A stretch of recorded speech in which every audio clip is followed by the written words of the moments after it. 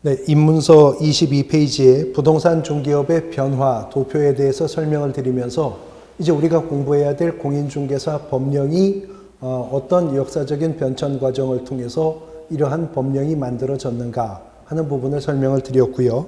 이제 그 밑에 보시면 공인중개사법의 제정 목적 괄호 안에 법제 1조라고 되어 있죠. 개별 법들은요, 다 1조 조문의 제목이 목적입니다. 건축법 1조도 목적입니다. 국토의계획 및 이용에 관한 법률 1조도 목적, 농지법 1조도 목적, 다 개별법들은 1조가 목적입니다. 이 목적이라고 하는 개별법 1조 조문이 가지고 있는 의미는요, 그 1조 조문 하나를 통해서 법령 전체의 내용을 파악할 수 있는 근거 규정을 1조가 두고 있고요.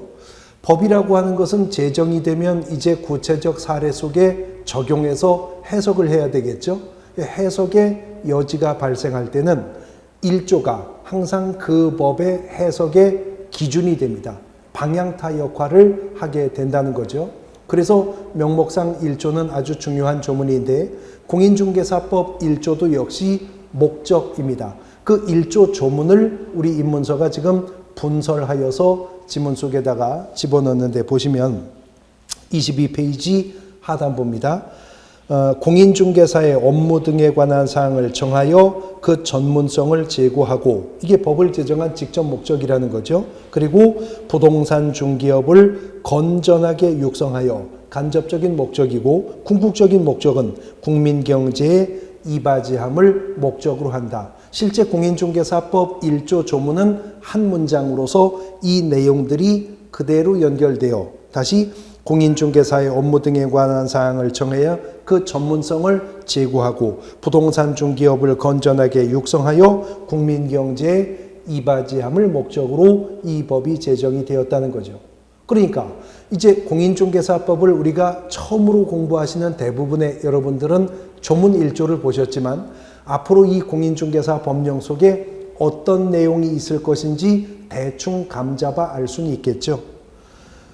공인중개사 업무 등에 관한 사항들이 정해져 있어서 전문성을 제고하기 위한 제도들이 있을 것이고 중기업을 건전하게 육성하기 위한 방향, 궁극적으로 국민경제에 이바지하고자 하는 내용들이 수록되어 있을 것이며 공인중개사 법령을 해석할 때 해석의 여지가 발생한다면 1조 목적 달성에 부합되는 방향으로 공인중개사법은 해석되어 나가야 할 것입니다. 그래서 1조 목적이 중요한데 앞으로 이제 우리가 회차를 반복하면서 필요한 조문으로 암기해 두어야 할 조문입니다. 지금 당장 외우셔야 한다는 건 아니고요. 자, 1조는 목적이었었고요. 이어지는 2조는 조문의 제목이 정의라고 되어 있습니다. 그리고 공인중개사법 1조 목적은 딱 한 문장으로 조문 하나가 구성되어 있는데 이어지는 2조는 조문의 제목을 정의라고 해서 1호부터 6호까지 각 호가 6개 호로 구성되어 있습니다. 그 각 호의 내용들이 23페이지에 그대로 펼쳐져 있는데 일단 내용을 보시죠. 23페이지에 보시면 2절 용어의 정리라고 되어 있는데요. 실제 2조 조문의 제목은 정의라고 했습니다. 그리고 이 6개 용어가 조문 각 호 순서 그대로 정의가 되어 있어요. 보시면 1호 중개. 중개라 함은 법제 3조 규정에 의한 중개 대상물에 대하여 거래 당사자 간의 매매 교환 임대차 그 밖의 권리의 득실 변경에 관한 행위를 알선하는 것을 말한다. 지금 조문을 보니까 중개가 무엇인지에 대해서 낱말뜻풀이를 하고 있죠. 이어지는 2번 공인중개사. 공인중개사라 함은 이 법에 의한 공인중개사 자격을 취득한 자를 말한다. 이어지는 3번 중기업 보면 중기업이라 함은 다른 사람의 의뢰에 의하여 일정한 보수를 받고 중개를 업으로 하는 것을 말한다. 지금 우리가 공인중개사법 2조에 있는 각 호 조문들을 보고 있는 것인데 보니까 중개는 무엇이다? 공인중개사란 어떤 자이다? 중기업이란 무엇을 말한다? 다 낱말뜻풀이가 나오고 있습니다. 왜 법 속에서 국어사전과 같은 낱말뜻풀이가 나오느냐? 이 부분을 기초과정이니까 먼저 간단하게 설명을 드리면, 법이라고 하는 것은요, 법이라고 하는 것은 입법 당시에는 추상적이고 관념적으로 입법될 수밖에 없는데, 이 법을 구체적인 사건이나 사례에 적용하려면 법에 대한 해석이 필요할 것입니다. 법에 대한 해석이 필요할 것인데, 법 해석의 방식을 구별하는 여러 가지 구별의 기준이 있습니다만, 그 중에 그 법 해석의 결과에 일정한 권한이 발생하느냐 여부를 가지고 법 해석의 그 종류를 구별해 보면, 유권 해석이라고 하는 게 있고요. 그럼 무슨 해석이 또 있겠어요? 무권 해석이라고 하는 게 있겠죠. 그 법 해석의 결론에 대한 법적 권한 부여 여부에 따라서 법 해석은 유권 해석과 무권 해석으로 구분합니다. 이 무권 해석이라고 하는 것은요, 다른 말로 항리 해석이라고도 하는데, 이 무권 해석, 다른 말로 항리 해석이라고 하는 것은 주로 법학자들이 이런 법이 이렇게 해석되어야 한다라고 그들의 학문적 연구의 결과를 논문 등을 통해서 주장하는 것을 일컬어서 항리 해석, 무권 해석이라 합니다. 그리고 이제 우리가 수험생의 입장에서 그 항리 해석의 결과물을 공부할 때는 이른바 학설이라는 이름으로 공부를 하는 거죠. 대부분의 학자들이 그렇게 법이 해석되는 것이 타당하다고 주장한다면 우리가 뭐라고 하겠어요? 다수설. 일부 학자들만 이렇게 해석하는 것이 타당하다라고 주장하면 이것을 뭐 소수설 이렇게 말하는 것이죠. 항리 해석의 결과에 대해서 이것을 일컬어 학설이라고 부른다는 것입니다. 예를 들어서 헌법에 대통령은 재임 기간 중 내란이나 외환의 재해를 제외하고는 형사상 소출을 받지 않는다라고 하는 규정이 있는데, 요즘 그 관련해서 형사상 소출을 받지 않는다는 헌법 규정이 기소를 받지 않는다는 의미만 갖는 것이냐, 아니면 수사 자체도 재임 기간 중에는 내란이나 외환 재해가 아니면 수사도 받지 않는다는 의미냐, 어떻게 해석되어야 되느냐, 학자들 간의 의견이 분분하죠. 예, 이런 것들을 일컬어서 학설이라고 합니다. 그런데 이런 무권 해석, 항리 해석은요, 말 그대로 학자적 연구의 결과로서의 주장이지 거기에 직접적인 어떤 법적 권한이 부여되지 않기 때문에 무권 해석이라고 말한다는 거죠. 이에 비해서 유권 해석이란 권한이 있는 법 해석이라는 거죠. 법 해석의 결과에 일정한 권한이 부여가 된다는 것인데, 어느 기관에서 유권 해석을 하느냐에 따라서 다시 유권 해석을 3분하면 우리가 국가기관을 법을 기준으로 하여 삼권 분립의 원칙에 입각해 구분할 때 입법부라고 하는 곳이 있죠. 행정부라고 하는 곳이 있고요. 그리고 사법부라고 하는 곳이 있습니다. 근데 이 입법, 행정, 사법부라고 하는 국가기관의 구분의 기준은 뭐죠? 법입니다. 법이라고 하는 것은 워낙 막강하고 강력한 힘을 가지고 있는 것이기 때문에 그 법이 가지고 있는 모든 권능을 국민이 어느 한 국가기관에게 다 위임을 하면 오히려 국민의 기본권이 침해되는 문제가 생길 수 있으니, 법이 가지고 있는 권능을 토막쳐서 다른 국가기관에 나누어서 상호 균형과 견제를 이룰 수 있도록 하기 위한 것이 삼권분립 원칙의 기초잖아요. 그래서 입법부는 뭐 하라는 거예요? 법을 만들라는 거죠. 그러면 다른 국가기관인 행정부는 입법부가 제정해서 공포한 법을 집행하는 역할을 담당할 것이고, 법에 대한 판단과 최종적인 해석은 법원, 사법부가 하는 일입니다. 그러니까 원칙적으로 입법부는 법을 만드는 곳이고, 원칙적으로 행정부는 법을 집행하는 곳이고, 원칙적으로 사법부가 법을 해석하는 기관이잖아요. 판단하는 기관이죠. 그래서 우리가 이 사법 해석의 결과물을 수험생 입장에서 공부할 때 뭐라고 하죠? 판례라고 하죠. 헌법재판소 판례, 대법원 판례, 뭐 고등법원 판례, 하급심 판례, 판례라고 하잖아요. 그런데 행정부는 법을 집행하는 기관인데, 입법부인 국회가 제정해서 공포한 법을 구체적인 행정행위 등에 적용하기 위해서 그 구체적 범위와 유격을 행정부가 부여받은 범위 내에서 결정할 수가 있습니다. 이것을 일컬어서 행정해석이라고 말을 합니다. 보통 우리가 언론 보도 등을 통해서 이 사건에 대한 법무부 유권 해석의 내용은 이러이러하다. 보건복지부는 여기에 대하여 이렇게 유권 해석을 하고 있다. 이렇게 말할 때 그 유권 해석은 행정 해석을 의미하는 것이죠. 우리가 통상적으로 유권 해석이라고 말을 하면 행정 해석을 국한하여 보통 일상생활에서는 유권 해석이라고 말을 합니다.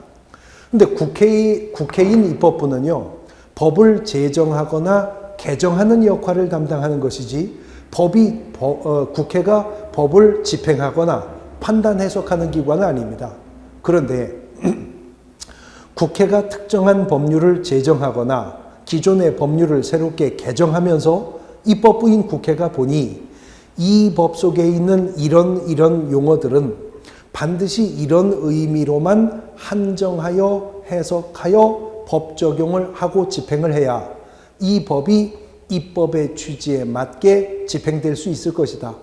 만약에 이 법 속에 이런 용어들이 이런 의미가 아닌 다른 의미로도 해석이 용인되면 이 법 전체의 통일성을 해할 위험성이 있거나 입법의 취지와는 전혀 다르게 법이 집행 적용될 우려가 있겠다라고 판단이 되면 국회가 법을 제정하거나 개정하면서 일부 용어는 아예 옵션으로 법 안에다가 해석을 달아버립니다. 이것을 일컬어서 입법 해석이라고 한다는 것이죠. 그리고 어느 법, 어느 조문이든 간에 무슨 법, 무슨 조문이든 간에 그 해당 조문이 입법 해석의 내용으로만 조문이 구성되게 될 때에는 그 해당 조문의 제목을 정의라고 제목을 달게 된다는 것이죠. 공인중개사법 2조입니다. 공인중개사법 1조가 목적이었었고요. 2조가 조문의 정의가 정의였었죠. 그리고 공인중개사법이 2조에서 1호 중개, 지금 우리 입문서 교재 23페이지에 있는 내용 그대로인데 2호 공인중개사, 그리고 3호 중개업, 그리고 4호 개업 공인중개사, 그리고 5호 소속 공인중개사, 그리고 6호 중개보조원. 이렇게 공인중개사법 2조는요 1호부터 6호까지 입법 해석이 되어 있다는 거죠. 그러니까 이 6개의 용어만큼은 이 법이 새롭게 개정되지 않는 한 이 법이 이 용어들을 쭉 정의를 하고 있잖아요. 개별 조문 속에서 그 내용대로만 적용하여서 조문 해석에 동원되어야 할 것이다. 그러니까 이 6개의 용어는 이미 이 법이 그 의미와 용법을 제한하여 확정했기 때문에 하나의 매뉴얼이라고 생각하시면 됩니다. 앞으로 공인중개사 법령을 공부하면서 공인중개사 법령을 구성하는 조문 속에는 이 해당 단어들이 모든 단원에 거의 한두 번씩은 다 수록되어 있을 것인데 그 해당 조문을 해석할 때 이 6개 단어만큼은 반드시 요 의미로만 한정 해석하여서 조문 해석에 동원되어야 할 것이다 라고 하는 것이죠. 그래서 공인중개사법 2조 이 6개의 용어의 정의가 공인중개사 법령의 해석의 기준이 되는 범위를 확정하는 부분이기 때문에 유의해야 될 부분일 뿐만 아니라 이 6개 용어의 정의와 관련해서는 한 해도 빠짐없이 문제가 출제가 되었습니다. 그리고 용어의 정의와 관련해서는요, 그 용어의 정의에 있는 입법 해석의 내용을 보다 더 구체화하기 위한 관련 대법원 판례 등과 같은 판례 내용들도 많이 지금 축적되어 있고요. 바로 이어지는 3조 중개대상물과도 연관성을 가지고 있는데 6개의 용어의 정의는 하나하나가 개별적인 의미 파악도 중요하지만 6개의 용어가 상호 유기적인 연관성을 가지고 있기 때문에 그 용어의 유기적인 연관관계까지도 하나의 흐름으로 내용을 이해하고 계셔야 됩니다. 자, 공인중개사법 2조가 6개의 용어를 정의하고 있는데요.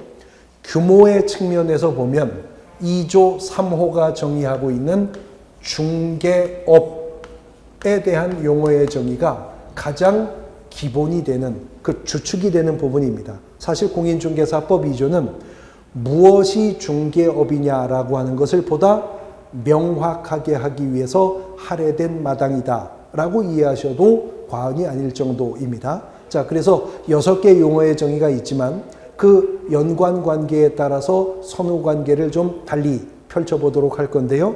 23페이지 1번의 중개부터 6번의 중개보조원까지 있죠. 그 중에 3번을 먼저 그래서 보십니다. 3번 중개업인데 23페이지입니다.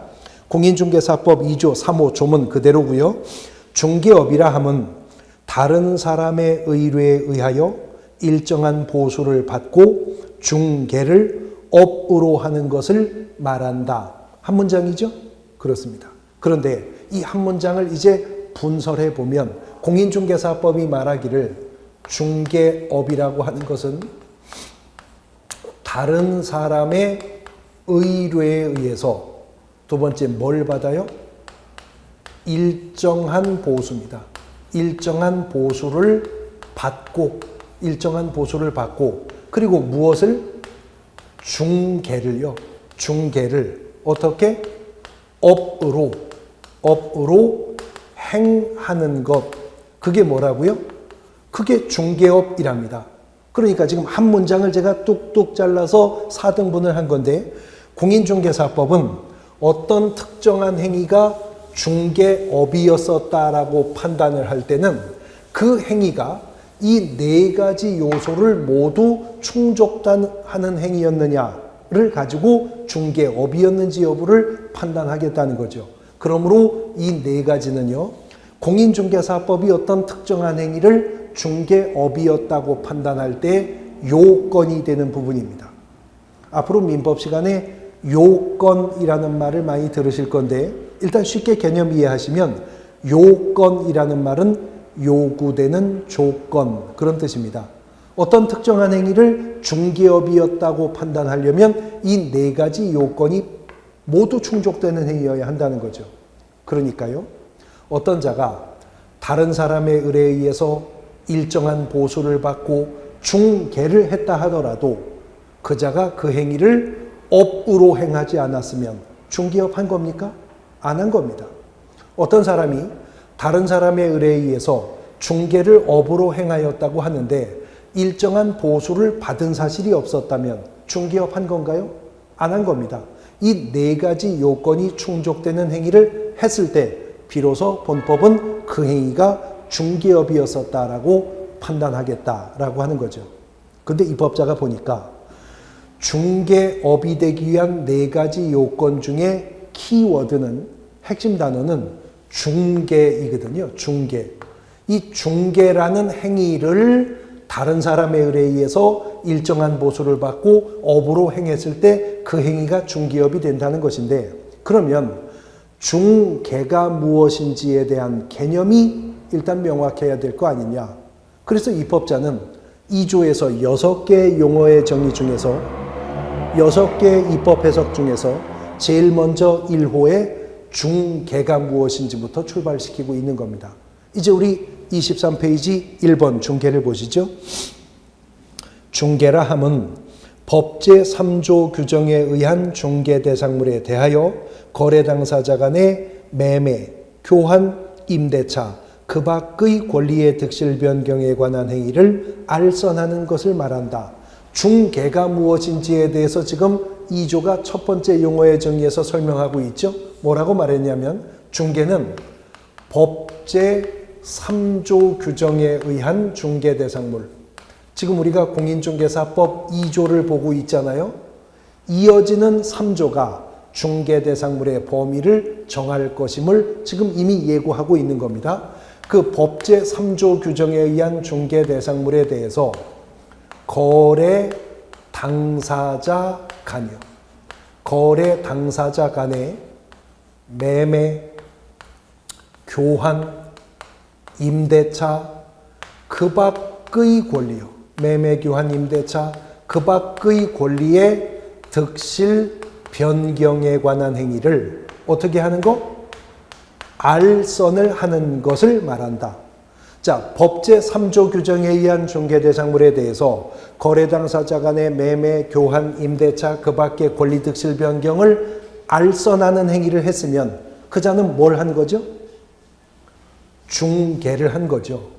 그러한 중개 행위를 다른 사람에 의해서 일정한 보수를 받고 업으로까지 행하였으면 이제 그 자는 무엇을 한 겁니까? 중개업을 한 것입니다.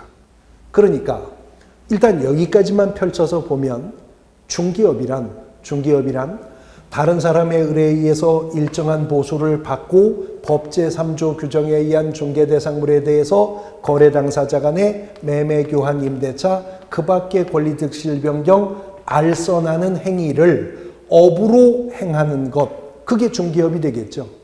그렇다는 겁니다.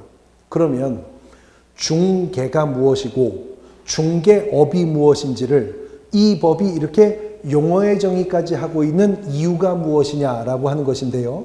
가장 직접적인 이유는요. 지금 우리 공인중개사법은 공인중개사 자격을 취득하고 중개사무소 개설 등록을 하여야만 적법하게 중개업을 할 수 있다라고 했었습니다. 기억나시나요? 연역 부분에서요. 1983년 부동산 중개업법이 제정되면서 공인중개사 제도가 도입되었고 공인중개사 제도가 85년 1회 시험을 치르고 나서 89년 부동산 중개업법이 1차 개정하면서 공인중개사만 중개업 허가를 내주기로 했다고 했었죠.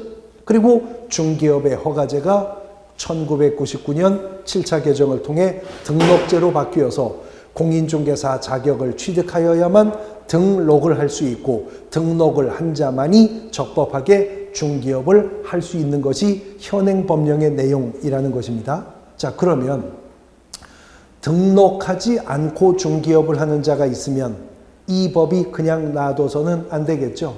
우리가 그래서 강학상, 편의상 그분을 중개사무소 개설 등록하지 않고 중개업을 하고 있는 자, 그래서 무등록으로 중개업을 하는 자라고 합니다. 그리고 이 무등록으로 중개업을 하는 자는요, 등록하지 않은 상태에서 중개업을 하는 자는 공인중개사법이 3년 이하의 징역 또는 2천만 원 이하의 벌금형으로 처벌을 합니다. 이제 우리가 벌칙편에서 공부할 건데 우리 공인중개사 법령에 규정되어 있는 형벌은 두 가지가 있어요. 3년 이하의 징역 또는 2천만 원 이하의 벌금형이 아니면 1년 이하의 징역 또는 1,000만 원 이하의 벌금형이라고요. 그러면 3년 이하의 징역이나 2천만 원 이하의 벌금형은 공인중개사법 위반 행위 중에서는 가장 무거운 형벌의 대상이 되죠. 그렇습니다. 공인중개사법 위반했다고 사형 선고받은 사람 없습니다. 공인중개사법 위반으로 무기징역 사는 사람 없습니다. 공인중개사법 위반으로 인해서 받는 처벌 중 가장 무거운 처벌이 3년 이하의 징역 또는 2천만 원 이하의 벌금이고요. 공인중개사 법령을 통틀어서 이 3년 이하의 징역 또는 2천만 원 이하의 벌금형에 해당하는 위반 사유는 딱 5가지가 있습니다. 그 5가지 중에 하나가 등록하지 않고 중개업을 하는 자입니다. 자, 그런데 어떤 자를 무등록 상태에서 중개업을 했다라고 본법이 판단하여 처벌을 하려면 어떤 자가요?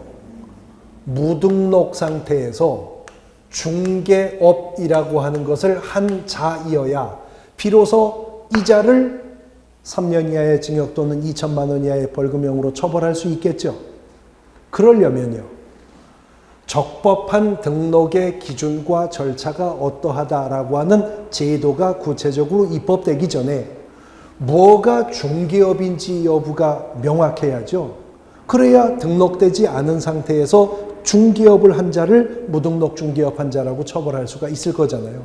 그러니까 공인중개사법은 총칙에서 다른 사람의 의뢰에 의해서 일정한 보수를 받고 이러한 중개 행위를 업으로까지 행했다면 그 자는 중개업을 한 것이고, 등록을 하지 않은 상태에서 이 네 가지 요건을 충족하는 행위를 했다면 그 자는 무등록으로 중개업을 한 자 3년 이하의 징역 또는 2천만 원 이하의 벌금형으로 처벌을 하겠다는 것입니다. 그래서 무엇이 중개업인지의 개념을 이렇게 입법 해석을 통해서 명확히 하고자 했었다는 거죠. 자, 그럼 이미 답하실 수 있습니다. 중개업을 적법하게 하려면 뭐 해야 된다고요? 등록을 해야 한다는 거죠. 등록을 해야 된다. 그래서 공인중개사법 2조 4호를 보실까요? 23페이지에서 4번. 본법이 개업공인중개사에 대해서 용어의 정의를 했는데 개업공인중개사라 함은 이 법에 의하여 중개사무소의 개설, 그 다음은 여러분들이 읽어보십시오. 개설 뭐요? 등록을 한 자를 말한다 라고 정의를 하고 있습니다. 자, 지금 우리가 공인중개사법 2조 4호가 정의한 개업공인중개사의 용어의 정의를 보셨는데 본법이 뭐라고 말했냐면 개업공인중개사라고 하는 것은 이 법에 의한 중개사무소의 개설, 뭐요? 네, 등록이요. 등록을 한 자를 말한다는 거죠. 이제 앞으로 공인중개사법은 등록을 한 자를 일컬어서 개업공인중개사라고 칭할 것이고 등록을 한 자인 개업공인중개사만이 적법하게 중개업을 영위할 수 있게 될 것이다. 그 말이죠. 그러므로 등록하지 않은 자, 개업공인중개사가 아닌 자가 중개업을 하면 무등록 중개업을 한 자로서 3년 이하의 징역 또는 2천만 원 이하의 벌금형으로 처벌을 하겠다라고 하는 것입니다. 그런데요, 등록을 한 자를 말한다 그랬습니다. 자, 놈자자 쓰고 있죠. 놈자자 쓰고 있어요. 이제 우리가 뒤에 가서 등록의 법적 성격에 대해서 다시 등록제라는 단원에서 분석하여 이해하는 과정을 거치게 될 것입니다만 일단 우리가 여기서 요 표현만 보더라도 공인중개사법상의 등록이라는 제도가 대인적인 처분인지 대물적인 처분인지 구분해서 알 수 있죠. 등록의 대상이 사람이에요, 물건이에요? 사람입니다. 등록은 대인적 처분이라는 거죠.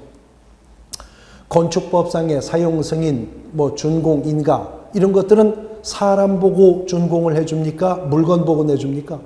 물건을 보고 내주는 거죠. 대물적 처분이라고요. 근데 등록은 궁극적으로 대상이 사람입니다. 등록의 대상은 사람, 대인적인 처분이라는 거죠. 민법에서 공부하시게 될 것인데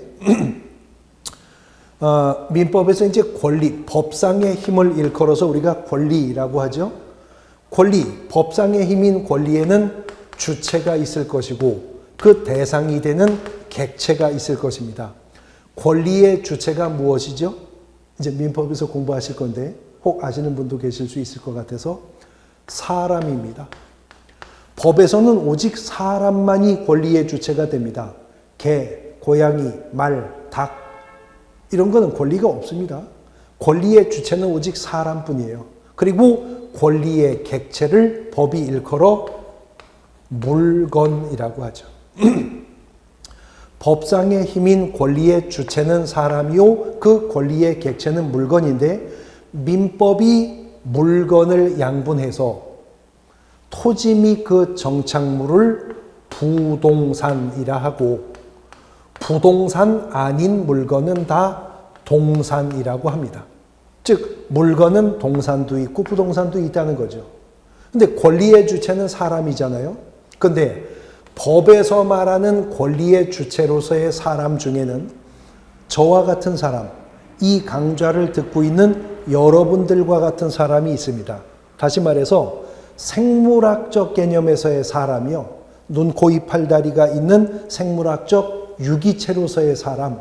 이것을 법에서 자연인, 개인을 말하는 겁니다. 개인.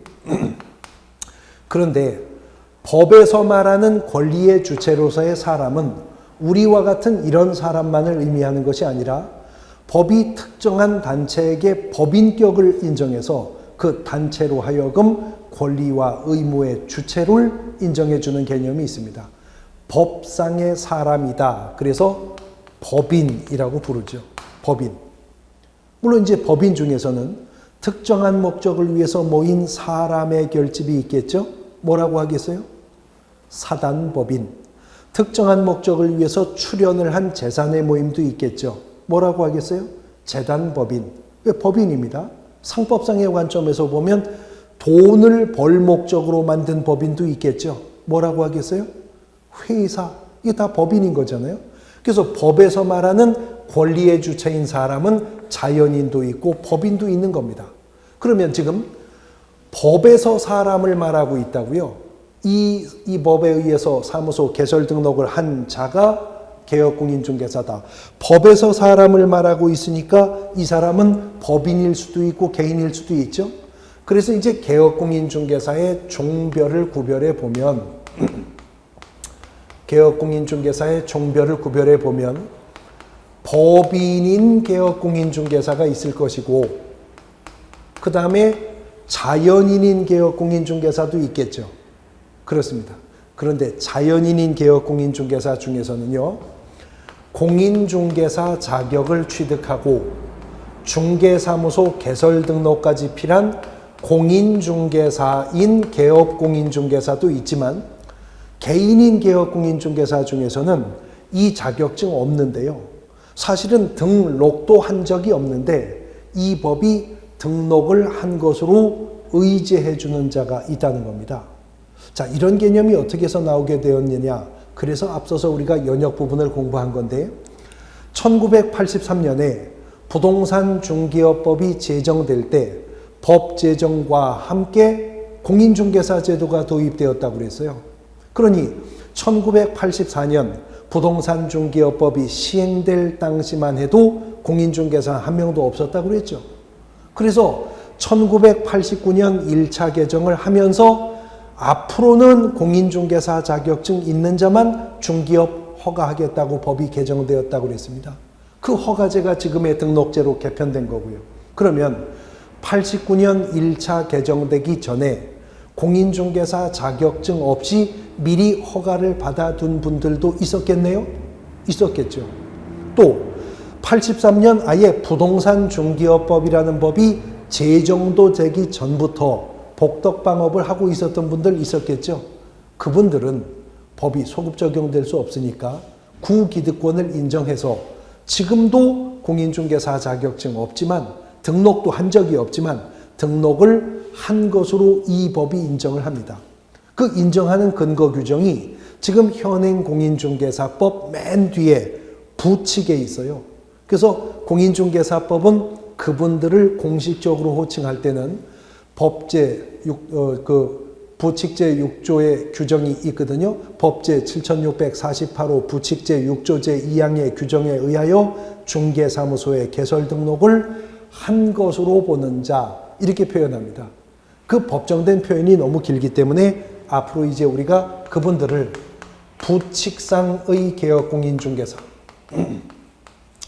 부칙상의 개업공인중개사라고 부를 겁니다.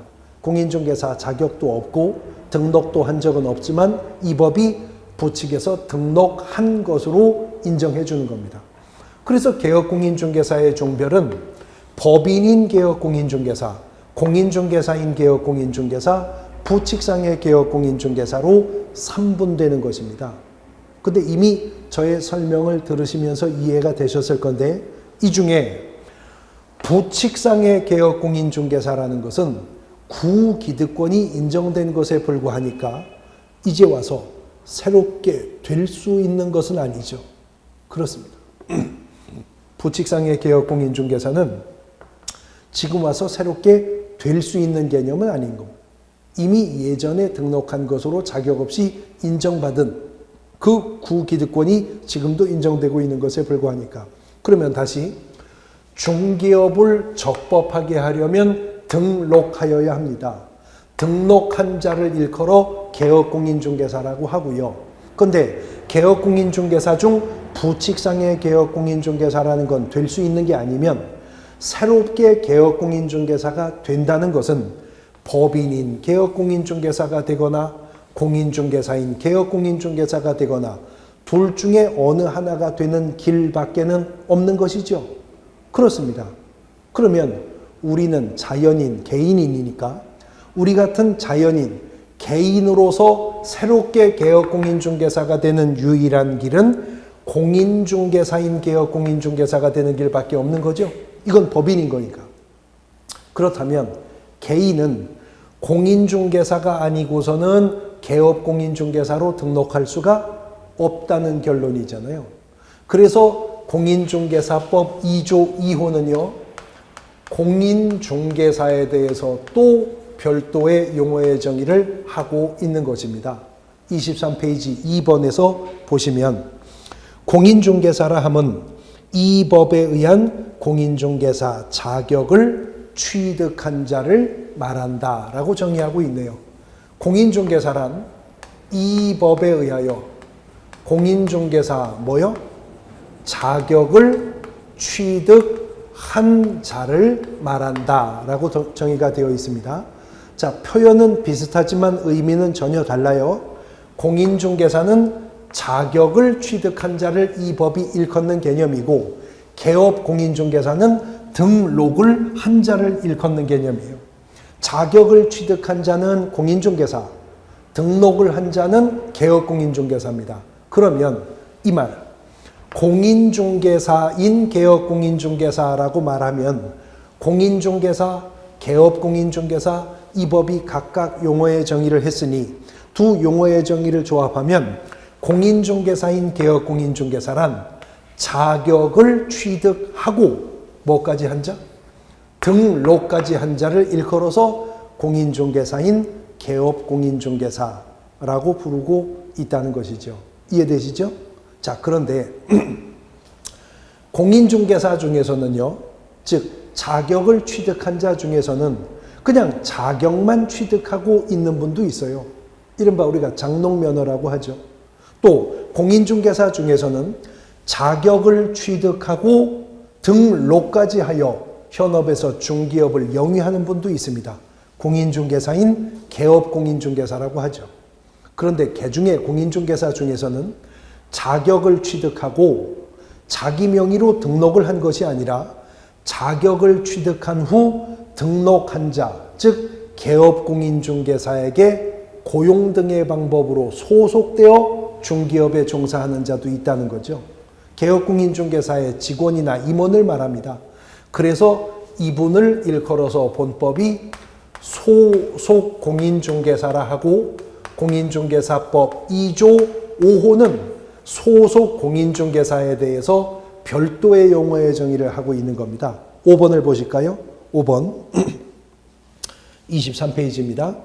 소속 공인중개사라 함은 개업공인중개사에 소속된 공인중개사로서 중기 업무를 수행하거나 개업공인중개사의 중기 업무를 보조하는 자를 말한다 라고 정의했습니다. 정리해보면 소속 공인중개사라 함은 개업공인중개사에게 소속이 된 개업공인중개사에게 소속이 된 공인중개사 뭐래요?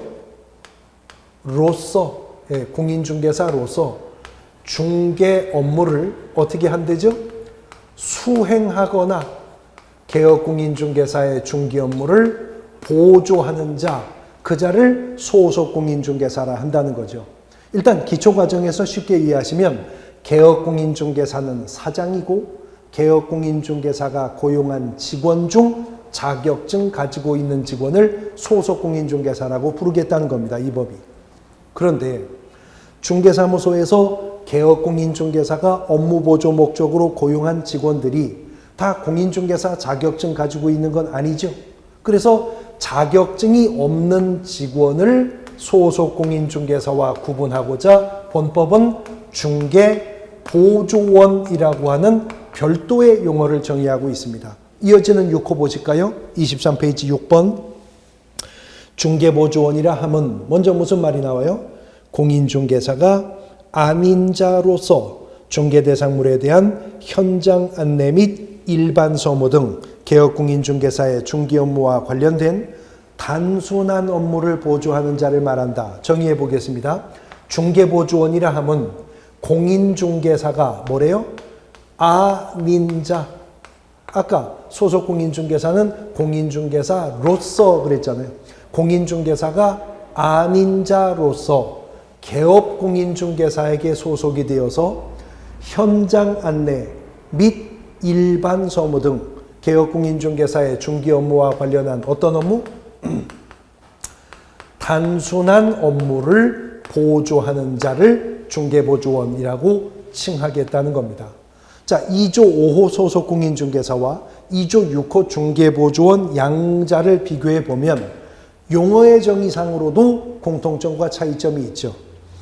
공인중개사로서 공인중개사가 아닌 자로서 업무를 수행할 수도 있다. 단순 보조만 가능하다는 점은 양자가 다르지만 소속공인중개사든 중개보조원이든 개업공인중개사에게 소속되어 있는 자라는 점, 개업공인중개사의 중개 업무를 보조하는 역할을 한다는 점은 같죠. 그래서 공인중개사법이 별도로 용어의 정의를 하고 있지는 않습니다만 앞으로 공인중개사법이 소속공인중개사와 중개보조원을 통칭하여 표현할 때는 고용인이라는 표현을 쓸 겁니다. 결국 고용인이란 개업공인중개사에게 소속되어 중개 업무 보조하는 자가 고용인인데 고용인 중에는 공인중개사 자격증이 있는 고용인도 있고 없는 고용인도 있어. 자격증 있는 고용인이 누구예요? 소속공인중개사. 자격증 없는 고용인이 누구죠? 중개보조원이 되는 겁니다. 자, 어느덧 공인중개사법 2조가 입법 해석한 6개의 용어가 펼쳐졌습니다. 이제 조문 순서대로 다시 한번 나열해 보면 2조 1호 중개였었죠. 2조 2호 공인중개사였었고요. 2조 3호가 중개업이었었습니다.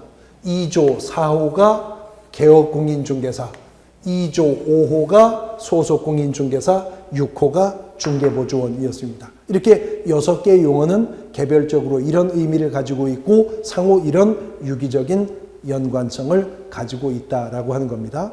일단은 입법 해석된 내용 그대로 6개의 용어를 펼쳐보셨는데 이제 이 하나하나의 용어에 보다 구체적이고 명확한 의미들을 중개부터 시작해서 펼쳐나가면서 이어지는 3조가 정하고 있는 중개대상물의 범위의 종류까지 펼쳐나가면 우리 공인중개사법 총칙 흐름의 체계, 기초적인 체계를 완성하실 수 있게 되는 겁니다. 오늘은 6개 용어의 정의의 입법 해석상의 의미 파악까지 정리를 하신 겁니다. 오늘 수업은 여기까지 하도록 하겠습니다. 수고하셨습니다.